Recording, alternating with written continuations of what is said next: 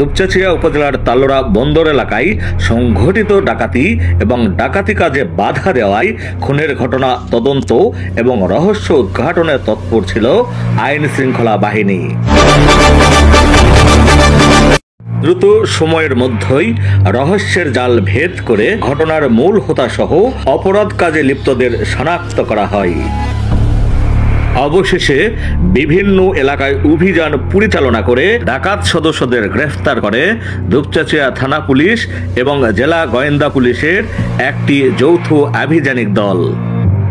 গ্রেফতারকৃতরা হল দুপচাচিয়া উপজেলার তালোড়া নওদাপাড়ার জুয়েল প্রামাণিক, তালোড়া শাবলার আসলাম হোসেন, শিবগঞ্জ উপজেলার খেউনি বিন্নাচাপর গ্রামের বাহালুল প্রামাণিক রাজু এবং কাহালু উপজেলার পগুইল গ্রামের নাজির উদ্দিন।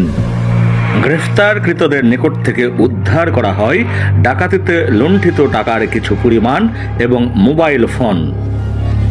বৃহস্পতিবার 16 অক্টোবর গভীর রাতে দুপচাচিয়া উপজেলার তালোড়া বন্দর এলাকার একটি ব্যবসায়িক পরিবারে সংঘটিত হয় ডাকাতির ঘটনা।